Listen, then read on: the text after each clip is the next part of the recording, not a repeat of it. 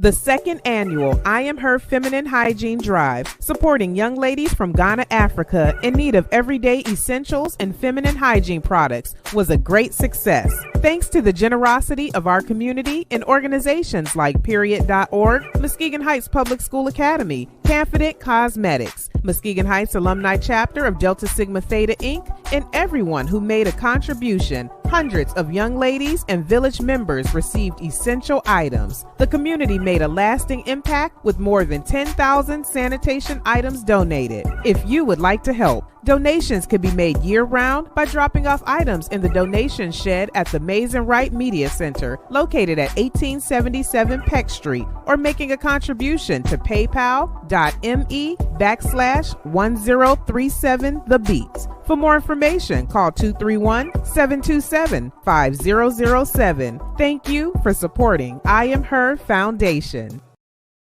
The wait is over. The all-new Umoja Radio Network, home to over 40 black-owned radio stations and podcasts, is here for you. Connect to the world's fastest-growing collection of unapologetically black and proud media, from podcasts to independent black-owned radio stations, and access to the important news and music you need. Umoja Radio is from our culture, by our culture, for our culture. The all-new Umoja Radio is available right now on Google Play and the Apple Store. Join the movement. Be empowered. Hello. Hi. Welcome to 22. I'm your, of course, you know who I am. I don't know why I say it every week, but I'm your host, Gregory T. Roberts. Thank you for watching for this day of March 21st, 2021. Thank you for listening to the program. I know that we're on the radio, but you can also take part and have questions and watch the show on our Facebook pages on WVS 103.7 and M106. Today's weather, Friday, high of 75, low of 64.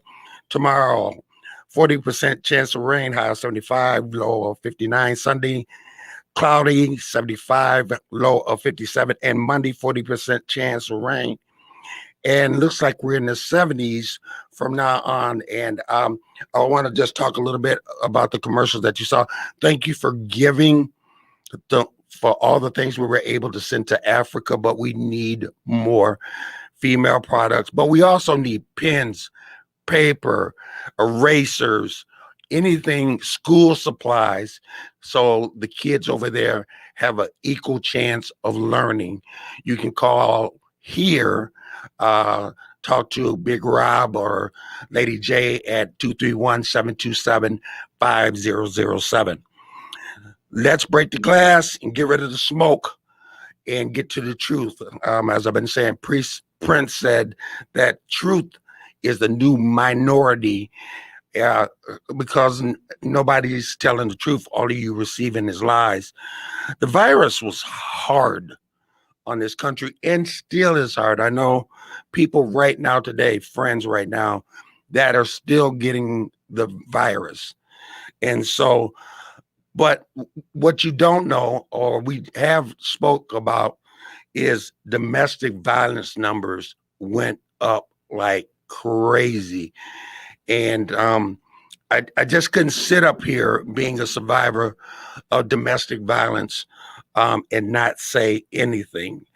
What I need you to do is I need you to grab a pen and I need you to share this message with someone. So if you're on Facebook and watching, share this, because we need to talk about this domestic violence. Also, I need you to write down this number, the 24-hour crisis hotline number for Every Woman's Place is 231-722-3333, or you can text them at 231-468-6060.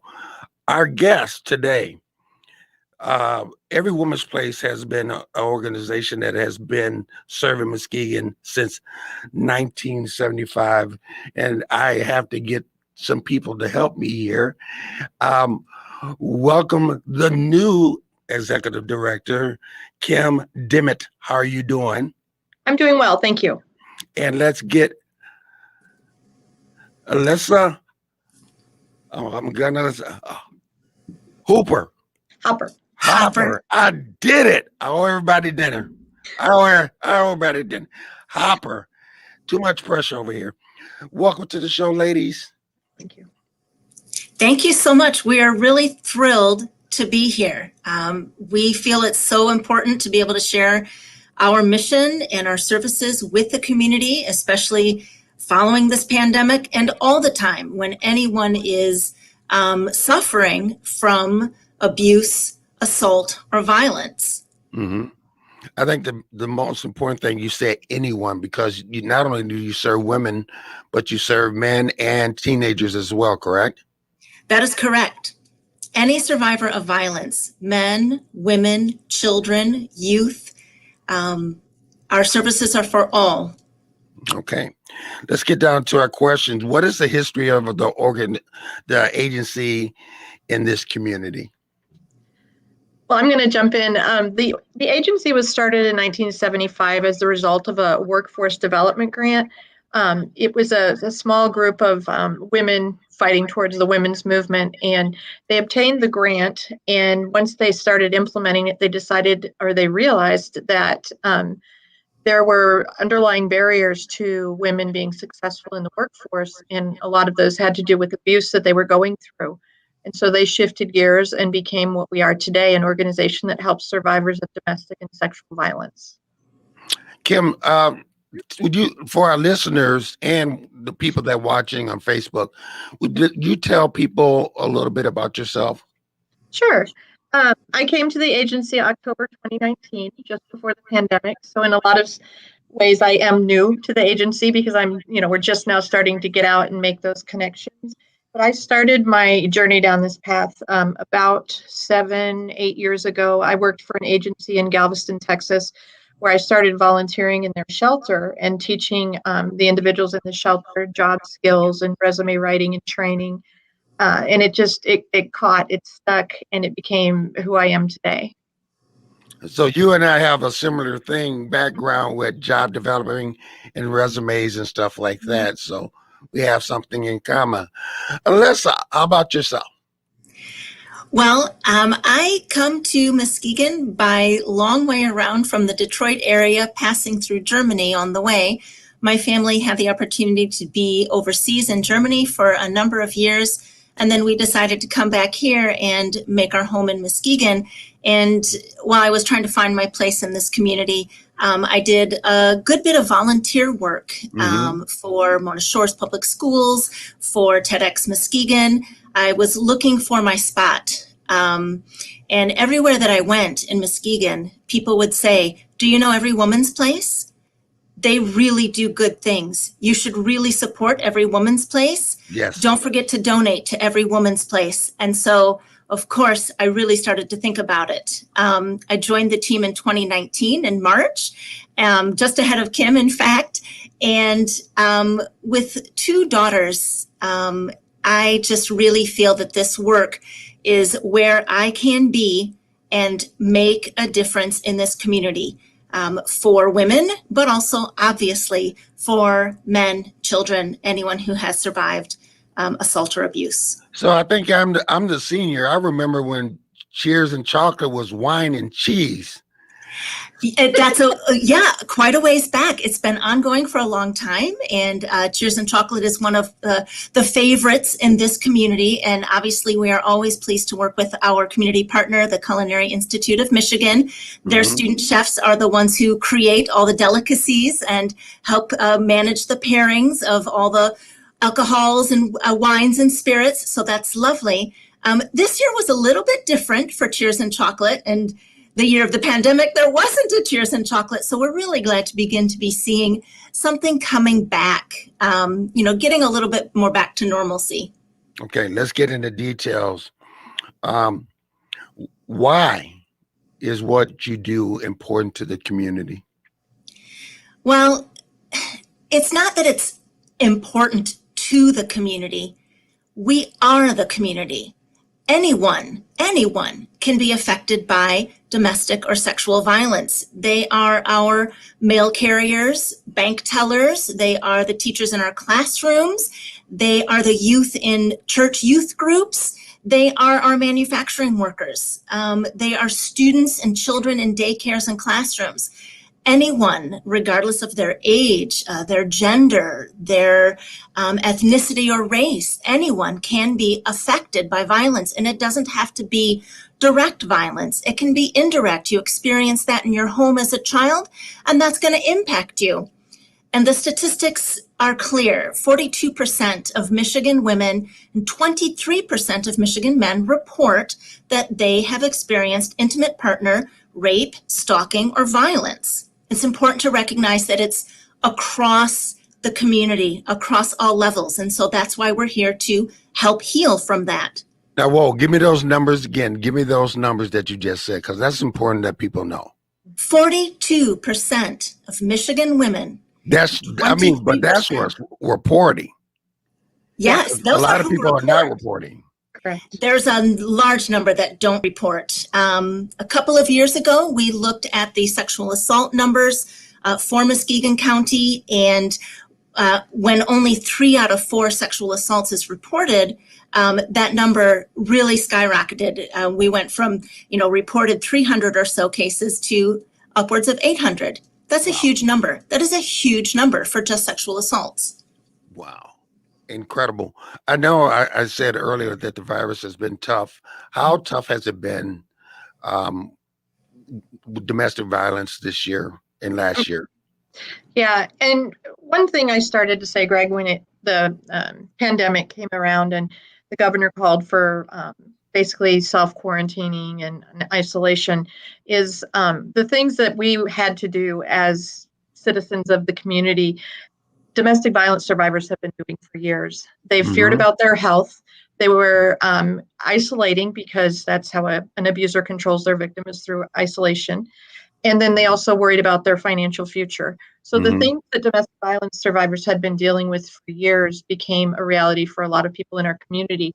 And I was hoping that we could drive home the message that that they have been doing it. They have been facing these additional, these very scary things that we are now panicked because we're having to go through them. So I was hoping there would be a distinction drawn between what the life of a survivor looks like. And when they legitimized isolation, that was the worst thing that could have happened for survivors, because they didn't go out, they didn't seek help. They faced a tremendous additional burden that they didn't face before. The barriers we're seeing now too are much more great. What we do is try to work with individuals who are fleeing abuse, and with that comes a lot of barriers that are in the way to going forward violence free, and a lot of individuals, 99%, actually face economic or financial abuse as well, and so that's even further become a problem in the pandemic, because the barriers are so more great than they used to be. Let's see, Michael Anthony Smith, Houston in the house, Houston, Texas. Thank you, Michael, for watching. Let us know where you're watching from as well. I want to touch what Kim talked about, being a survivor, going from and Elisa talking about a person can look like anyone. It's no stereotype. It's not like you got the creepy guy with the van and candy. It can be anyone. I am a survivor. I am one that experienced that in my house. We have one that got out of the house and ended up into poor situations. And so this relates to me quite well. We'll talk more about that. What services are currently available, which there are a ton, by the way. There are a ton. There are a ton. And you guys work. One thing I want to commend you guys. You guys work with a ton of agencies. And so what services are currently available, and who are they for? Who are they for? That's a great question.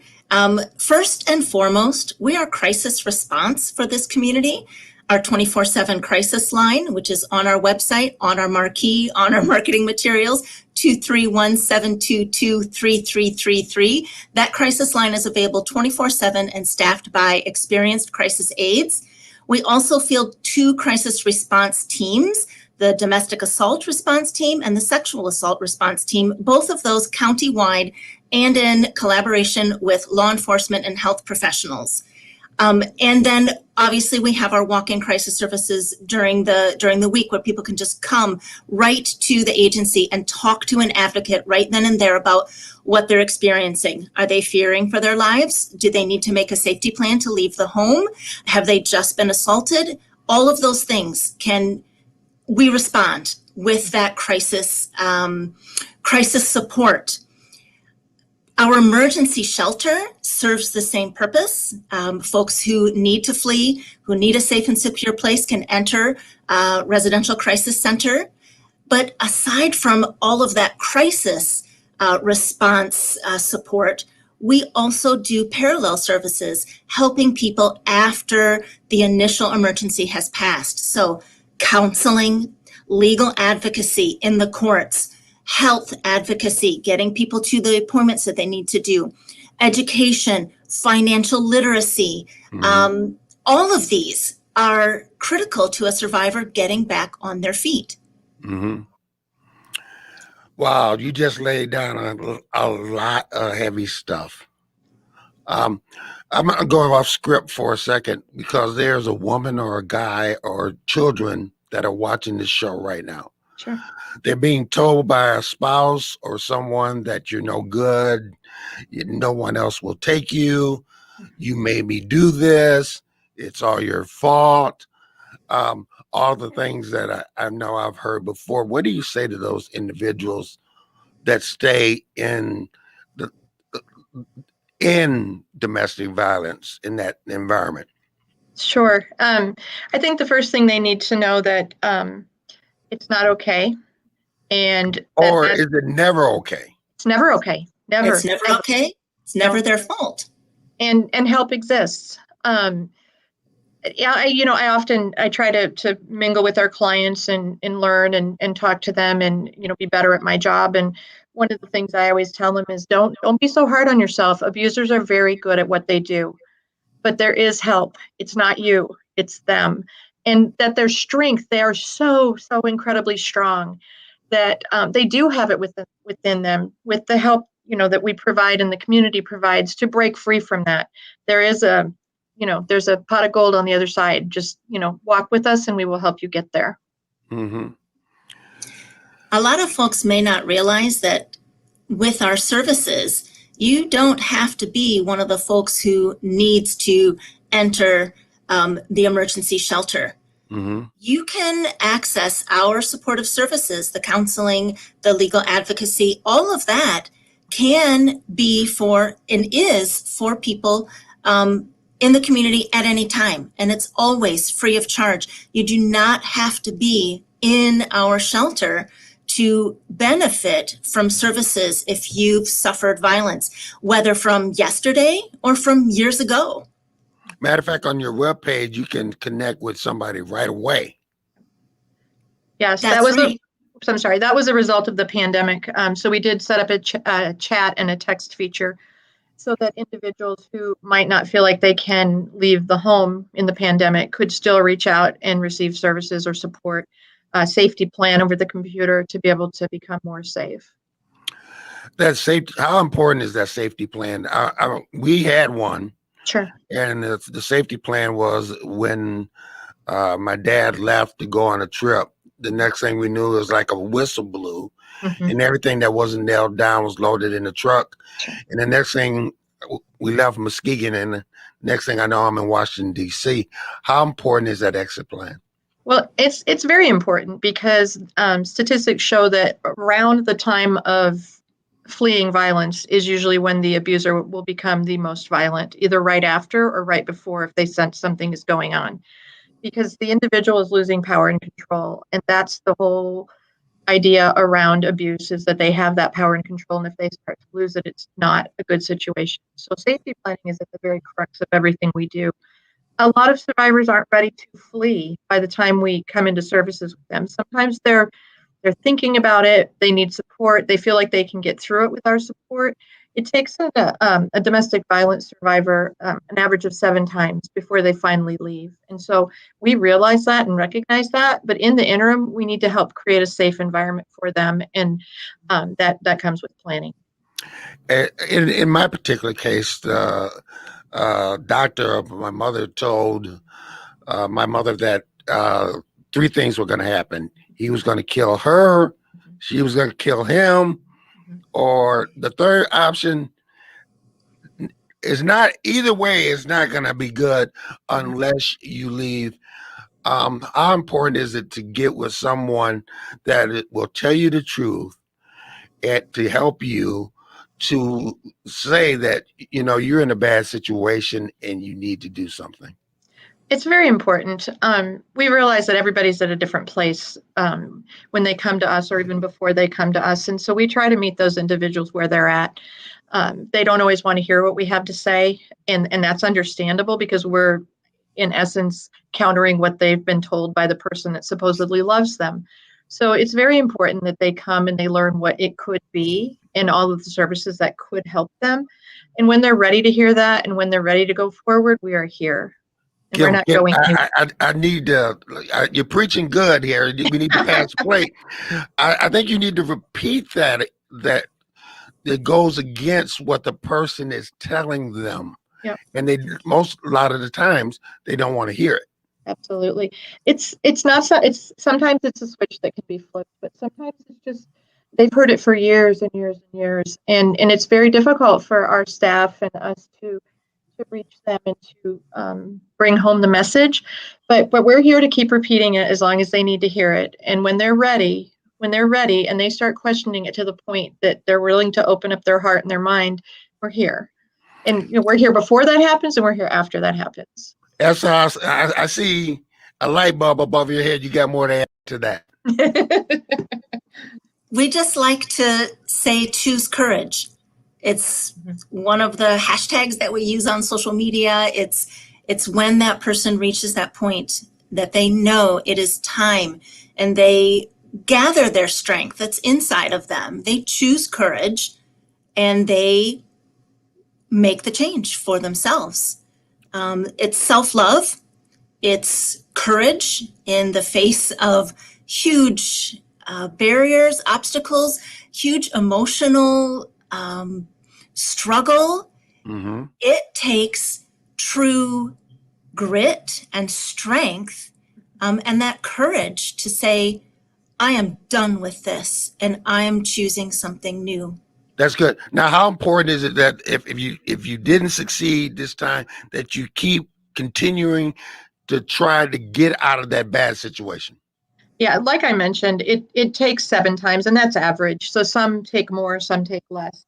But it is important to continue to try. It's not going to get better. There is a cycle of violence, and because people think that they're going through the honeymoon period, that it's getting better, but you'll notice that it's going to happen again. And so once you go through that cycle so many times, it's generally not going to stop. And so it's important that they continue. We don't judge ever. And we don't hold people to standards like this is the time you have to do it. No, we help them. Each time they come in, we give them the resources they need. Each time they come in, and we pass no judgment because we understand that it's not an easy thing to do. I like that you don't pass any judgment. In my particular case, I was able to not pass judgment on my father, but to get help, to talk to him, and it was a success story. End up being the best man in my wedding, and I watched him take his last breath. So, but there was some help, and there were some things that needed to happen there. So fairy tales do come true. Certainly. We don't want to call them fairy tales, but sure. in reality, there is truth and there is a better way out there. Absolutely. And A lot of times the relationship with the children will be different, and that happens often where it's singled out to the mother or the wife of the children. But there is help. There's help for everybody. We do some of our counseling sessions with the children and the parent, could be a man or a woman, so that everybody can heal through this process. It's a very bad situation, and we are here for every family member to be able to come through this and to be, heal on the other side without violence. What barriers do those you serve face? Well, I would say go ahead. You want to chime in? No, you go first. Okay. The number one barrier we see is financial. Like I said, 99% of individuals who are victims of domestic violence also suffer from financial abuse. And that's a lot of times the hold that the abuser has over them. So when somebody comes to us and if they have things, they might be in a trash bag. And so we provide them with everything they need while they're here. But the thing that we work with them on is to secure safe housing. That's the number one barrier, because there's a shortage and it's expensive. Help them obtain their goals, whether it be employment or education goals, so that they can go forward. The things that we try to focus on, getting them their identifications. A lot of times individuals will steal their victims' identification so that they can't get a job, they can't get benefits, they can't leave. So we try to counter the negativity that has been placed in their life so that the individual can go forward. Barriers range from, a flat tire that might throw them through a loop to housing and medical attention. So it's become worse throughout the pandemic, and the barriers have become much greater. But the underlying premise is the same, that we help all individuals overcome the barriers that they face to freedom. Elisa? Those are really, truly the hard and fast, the tangibles of the barriers that survivors of violence face. There are some intangibles too. There is a huge stigma attached to a survivor of sexual assault. There is victim blaming. There is bias against folks for their gender or for their race or ethnicity, for their age. All of these are pressing on this individual who's just survived what is very likely to be the most traumatic physical and emotional incident of their life. And they are dealing with these, day to day, how do I figure out my finances? Plus society looks askance at them and says, well, what were you wearing for a sexual assault victim? Why do you stay with him for a domestic abuse victim? And it's just so hard to untangle all of the things that that make that shift, that change, that break possible. And that's what our advocates help with, that conversation and making that choice. Let's talk about, it was mentioned earlier, cycles. Cycles. Now, I'm going to speak. I'm very, I tell people the truth about my life. I don't hold anything back. My father grew up, was raised. His mother died when he was 2. My grandfather raised 11 plus kids in the household. But there is an element missing there of a mother and how to treat a person. How important is that in breaking that cycle? Well, certainly a family structure is different in every scenario. It's very important that there are positive role models in the lives of the children that are in homes of abuse. We try, when they're in our shelter, to, I guess, create the environment that positivity and comes through. We try to show our clients how respect looks. how individuals should communicate and behave around one another. It's very difficult when there's a gap in that. And so we partner often with other agencies, Boys and Girls Club, different agencies in the community that fill that void. I don't necessarily believe it always has to be a member of your family, but I think just as long as there's connections with positivity and the way that things are supposed to happen, that brings that light to the situation and makes everybody know that it can get better. Now, I think what we need to do, Kim, Sure. and Elisa, is bring some reality to this. That door at every woman's place is locked for a reason. Yeah. You guys face some very serious issues every day.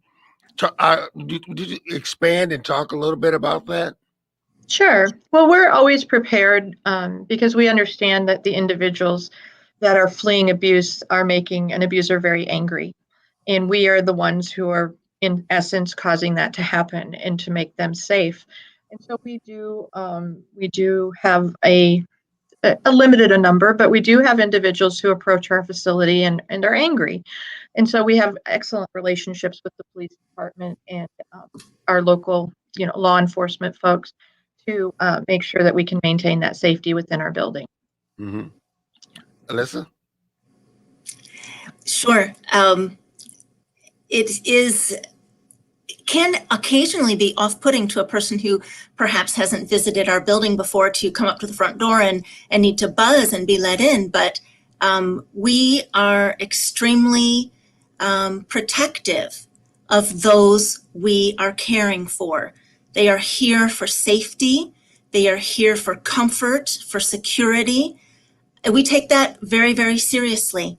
I know. I was dropping off to protect them. I was dropping off some stuff one day and buzzed in and walked in the building, and it was a couple people that looked at me like, if you make a wrong move, if you do something wrong, we will break your neck. But you have to deal with it. Are you potentially exaggerating a little, Greg? That may be, a small misconception that folks in the community might have about Every Woman's Place. It's sort of there in our name. We're a place for women. We've discussed that already, that's not specifically true. We're not just for women. That comes out of our history, that comes out of our history, but we're here for men as well. And, sometimes people will say, oh yeah, Every Woman's Place, no men work there. That's not accurate. We have had men crisis aides. They don't like men over there. That's not true either. We're here to serve men if they are survivors of assault and abuse. We're here to partner with the men and the women on the police force. We're here to make sure that everyone in our community, regardless of who they are, can access free, safe services following violence. Right. And I know that's for a fact that you do have men volunteers. Absolutely. I was one for quite a long time. Let's talk about the misconceptions of what people think about Every Woman's Place. Okay. Well, aside from the one that, we don't let men in the building kind of a thing, there's one that seems to just kind of rest with us for a while. And a lot of folks are aware of and know very well our crisis center, our emergency shelter. And the thinking in the community, I believe, is that that's a service for any woman or child, her children who needs it. And that's not entirely accurate. We know that there are women and children who suffer homelessness, and we know that there are women and children who are in between employment. But strictly speaking, that's not the purpose of our agency. Our mission is to strengthen families and provide services for survivors of domestic violence, sexual assault, and sex trafficking. So our shelter really is for that sex trafficking victim who's just been freed and needs a safe place to come, or that domestic violence abuse victim who decides this is the time, they have their safety plan and they've left, and they make it to our doors alive and need somewhere to be. That's who we're here for. One thing, Kim, go ahead, Kim. no, I just wanted to touch on that. It's not really a misconception about every woman's place, but a misconception about abuse. Sometimes it's, I don't want to say that physical abuse isn't difficult. Certainly it is, but mental abuse and psychological abuse also plays a role in it. And it doesn't have to be a physical altercation. It could be mental control, psychological control. Mm-hmm. So individuals who feel that and feel that there's an unhealthy relationship due to power and control can seek services. And it doesn't have to be that it happened this week or last week. It could be something from a very long time ago that they're still processing. So we are here. It doesn't have to be, any certain time frame. We're here for as far back as it goes to be able to help them through those issues. Mm-hmm. I can always tell when we're stepping on people's toes because we don't get a lot of questions. So we're stepping on some people's toes. I want to get back into one of the things that was mentioned earlier in the show. The person that is attacking or being violent towards that spouse looks like anything. It just doesn't look, it can be anyone, but the person that is the spouse that is suffering that, or the child that is going through that same thing, you have these stereotypes or these myths. It only happens in a certain neighborhood when that's not true. You guys want to address that? Oh, you couldn't be more accurate. I think from our perspective, we don't see a lot of folks who have the means to go somewhere else. And so we think it's not happening, or it's harder to quantify when they're not a statistic in our shelter, or they're not a statistic with law enforcement. They might have the means to just pack up and go to another state and relocate. A lot of times those individuals aren't the ones that we necessarily see. So the ones that we see are truly, they're the residents of the county. They don't want to leave. This is where they're from, and they come through the door because they need to seek services. Mm-hmm. Stereotypes, there's a lot, no kidding. But it's not that way at all. We have wanted to expand our reach into the entire county, and so a couple of the different areas that we're trying to reach out to are more of the rural areas, because it's not that it's not happening in the rural areas, it's just we haven't reached out in the way that I believe that we should. And so we want to have satellite offices to be able to, North Muskegon, the rural areas, more in the Heights. We want to hit all the areas that we feel like where people are being underrepresented, so that we can give them the services or offer the services that we provide. In a perfect world, and in reality, if you guys had the dollars, you could have outlets in Laketon Township, Whitehall, Montague, you name it, you guys can have those outlets, because people think that violence typically happens in a certain neighborhood when that is happening everywhere. Yeah.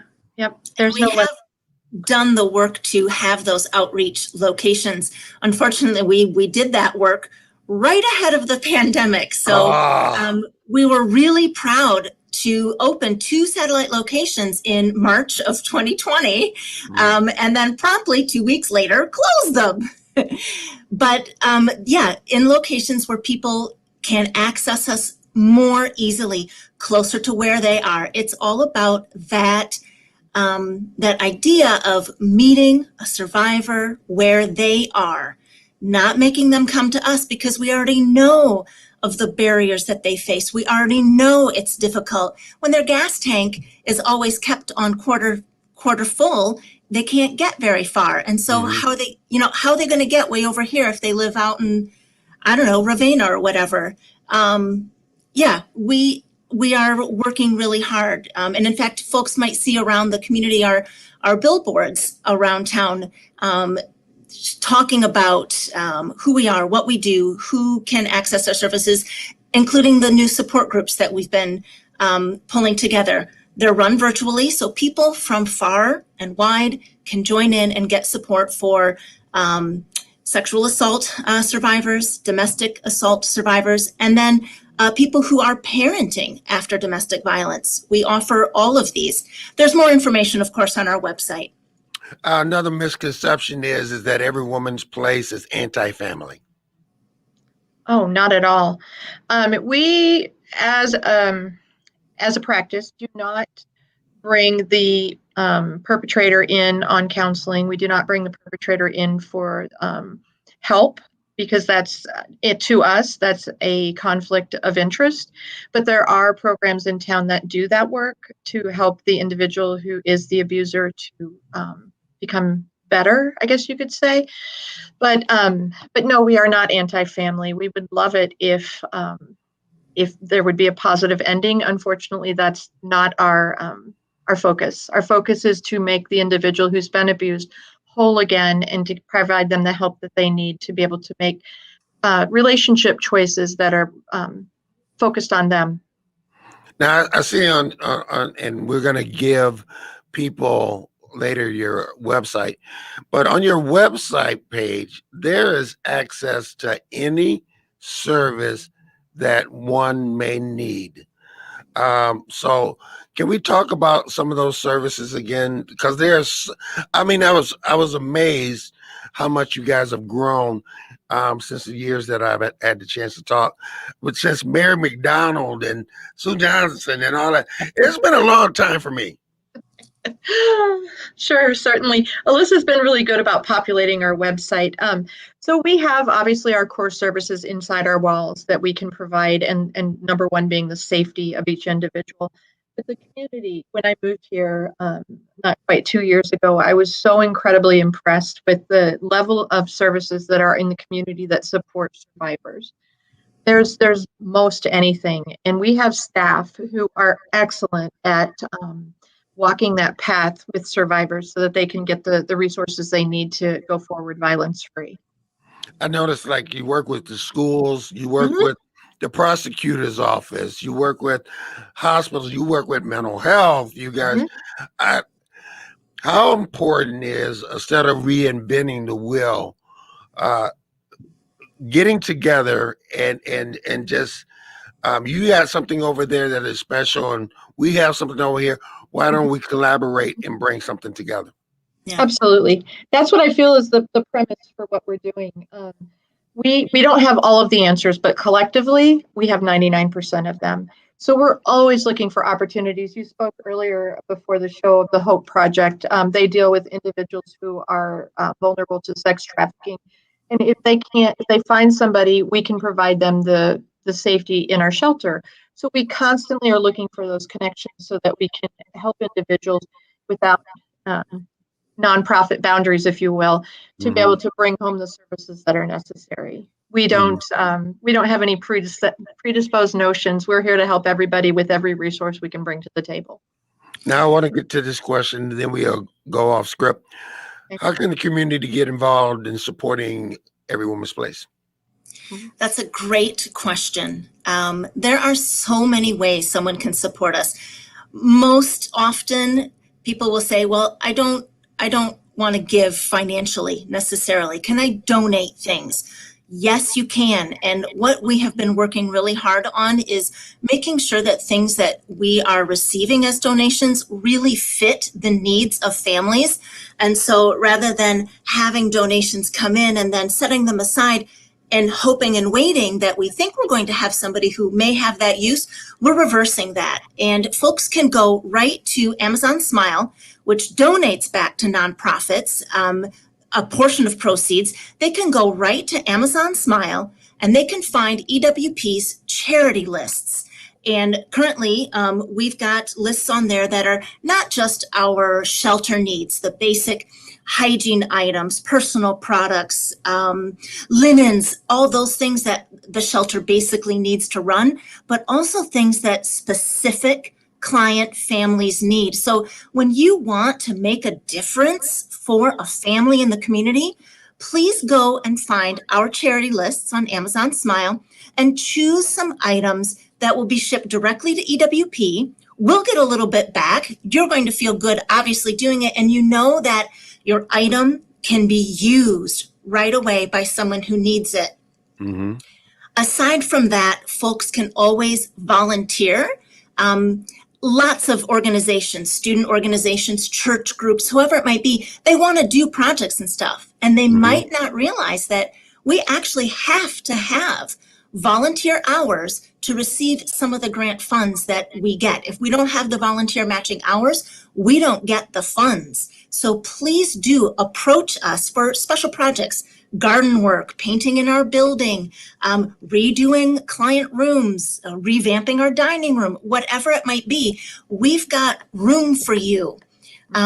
Those volunteers are super important. And then young people who are studying areas of social justice, criminal justice, social work, education, they can come and do internships with Every Woman's Place, spend their summer learning what it is a domestic or a sexual assault advocate does, learning what this service does in the community, how we are there for people, and then people can give.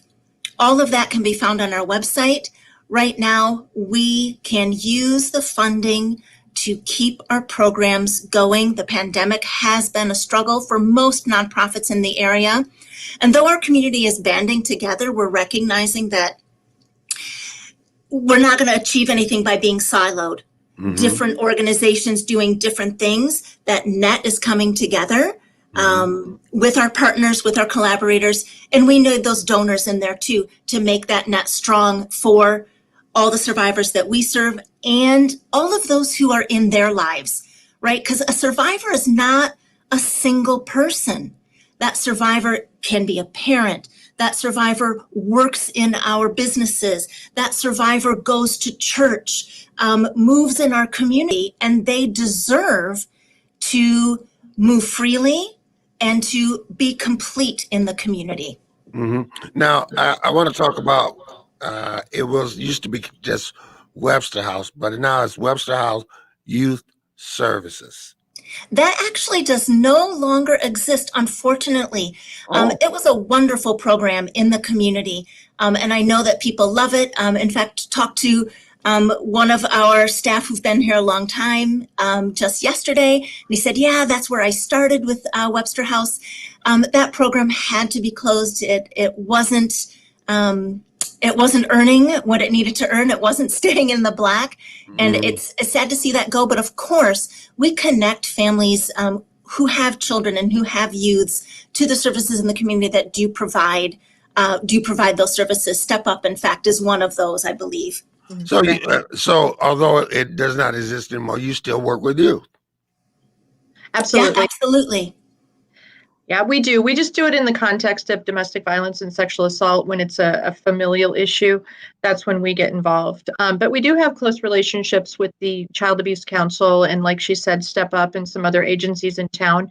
But those things were being done. And so we wanted to focus in on what our core message or our core mission is, and that's survivors. All right. So let's walk somebody through that maybe is struggling. Okay. I'm in a bad relationship, mentally, physically, just bad relationship. How do I start? What's the first thing that I do? Well, I mean, everybody approaches it a little bit different. Our clients come to us from, unfortunately, sometimes the emergency room or from a police visit to their home. But sometimes they actually give us a call or come in. Anybody is able to give us a call 24/7 to our hotline, and we will provide them what they need at that point in time. If there's imminent threat of bodily injury, they can come into our shelter. And so that would be our next step. We always keep a couple of beds set aside for individuals who are in what we call high lethality. So there's never going to be, I'm sorry, we don't have any place for you to be. If somebody calls us in their high lethality and let's say our shelter is full, then we work with other shelters to find them a safe place to go. Mm-hmm. So it could be by a phone call. It could be by a walk-in. We encourage walk-ins Monday through Friday, 9 to 8, actually, in the evening. If they're, but abuse doesn't always follow our schedule. So if it's serious, they can come in. I mean, it's just if it's on the, more casual coming in, then it would be those times. But they're welcome to come in anytime. It's a phone call, it's a text, it's a chat. It can happen a lot of different ways. It's younger folks tend to like the communication through text and chat, and then some individuals like the telephone. So we want to make there be enough options so that all individuals, when they choose to make that decision, they feel supported in the way that they can communicate their need to us. Elisa? I would add to that, absolutely. Those are the concrete steps that you take. But I would say, know that we are here to help heal. Our staff is so passionate. They are professionals in their field. They know, and some have experienced the same things. They are here to help a survivor. They want you to come in. Survivors who talk to us about their stories, about their experiences, say, don't wait, come in. Every Woman's Place is going to help you. They are wonderful. Don't wait. You can breathe here. Right. You can heal here. We believe you here. Don't wait. I'm going to go add to that. I remember once we were out of the situation that the first time that I could take a deep breath and feel that I felt that I was safe was when we were in Washington, D.C. at 9, away from the situation, that I felt that I was actually could breathe and not worry about that. Mm-hmm. This it's happening everywhere, and how important is it for we talked about volunteers, but you also talked about people that can like teachers or somebody that a role model. How important a role model is, a support system, how important are they in this whole situation?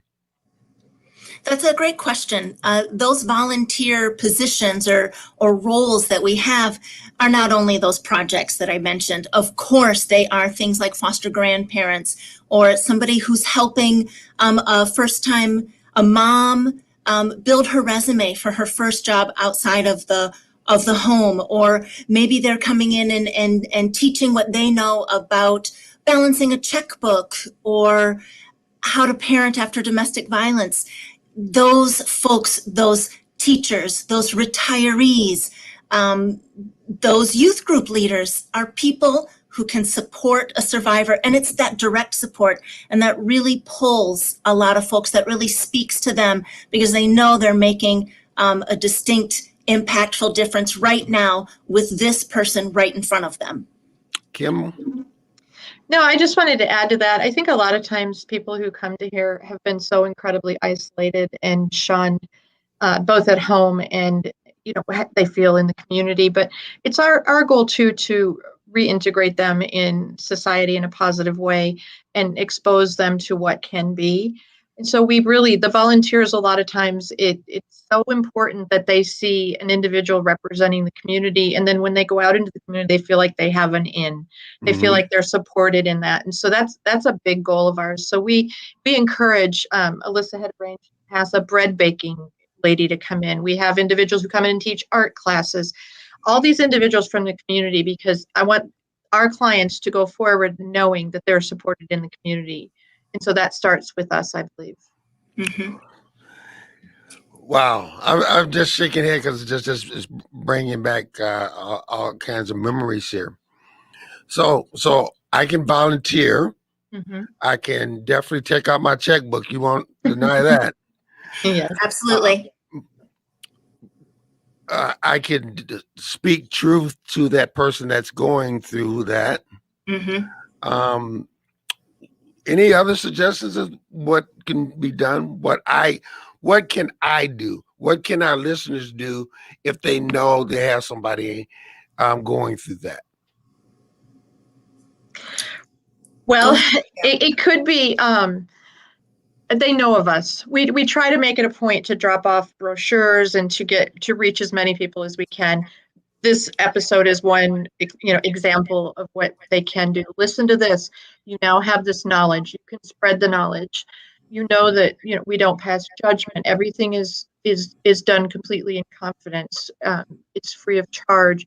So hearing what services we have available and taking those forward to individuals who might be going through something is the best thing they can do. We want every person in this community to be an advocate for individuals who are suffering through abuse. Mm-hmm. How many times have you heard, well, he'll change, she'll change. Mm, Yeah, it's just going through a bad time in life. How sure. many times have you heard that that old wonderful cliche? It does. It does. We don't, Melissa and I don't directly speak with survivors, but it definitely is the mantra of somebody who's leaving an abuser that, what do I leave? Do I not leave? And that's why I think it takes 7 times, because there is always that hesitation in the back of your head that things are going to change. And when our advocates sit down with individuals and show them the power and control wheel and talk to them about the dynamics of abuse, I think it becomes a little clearer that it generally doesn't. It generally does not change, and even if it does, let's safety plan. Let's just do a just in case. It's you lead your life in our eyes, and so give us the information to be able to help you go forward in a safe way. Elisa, you want to add that? I was going to say, aside from just encouraging people to reach out and just ask questions and get help, oftentimes a survivor who's been experiencing this, who's been facing this over years and years maybe, they don't recognize that it's not supposed to be like that. We kind of know that the statistics say when a child grows up in a home that had violence in it, then that child is perhaps more likely to become an abuser or to become abused in their adult relationships. And we do see that. And we see that. And the survivor, they don't know that it's not supposed to be like that. Yeah. And then adding to that all of the psychological, financial, physical control, emotional abuse on top of that, that's why it's hard to leave. And that's why I would just say, folks looking around, people in our community, don't ask that question, why don't you leave? Because there's so much behind it that you're not thinking about for this person. Yeah. Say, I can help you if you're ready to leave. I know where to send you. Go to Every Woman's Place. They can help you. Do you want me to drive you there? Yeah. That's what we need you to do. Yeah. Ladies, we're about to end the show. Kim, I'm going to give it to you first. What do you want to say ending the show to anyone going through domestic violence or sexual trafficking or any service that you guys can provide? Sure. We are here without judgment. We believe you. You don't have to second guess about coming here. You'll get the services that you need. Everybody is individual and everybody has unique needs, and we're here to work with you through your needs so that you can get to a place you want to be. I know it's scary, but we understand that, and we arrange our services so that they are culturally specific to an individual, and we understand that individuals are all different. So please don't hesitate. At least give us a chance. We will work with you and get you to where you want to be. Elisa? I'm going to speak to the supporters in our community. Think about, it's easy to consider a survivor and we're helping that family and we're helping that child. But I want you to think about what these services mean to the community. If we weren't here, then think about your niece or your nephew or your grandchild wouldn't have these services if something happened to them, if they were assaulted, or if they're in their family, they're experiencing abuse. What about the people who work for you? What about your clients? I would say give to Every Woman's Place so that we can keep doing what we do and keep being here every day to provide these services. It's critical. There's so much that we want to do after the initial crisis for survivors, and financial support is going to do it. Give us the phone number again and the website real quick. So you're going to go hop on www.everywomansplace.org, find out all the information about our services, about how to donate items, how to give financially, and then that crisis line, Greg told you to get out a pen and paper, 231-722-3333, 24/7, 365 days of the year. Kim Dermott. Yes. Elisa. Hopper. Wonderful to be here, Greg. Thank you so much. I want to thank you, ladies. We will talk again. You have an open invitation to come on the show anytime. And I'm going to make sure that you guys have my phone number where if you need a volunteer, whatever, you guys are dear to me. I mean, very, very dear to me. Thank you so much for being on Torn in Two. Thank you, Thanks, sir. Greg. We appreciate you sharing your story. All right. Listen, you watched Torn in Two for this day, May 21st. You know what? Somebody out there struggling. Help them. Just don't stand back. Help them.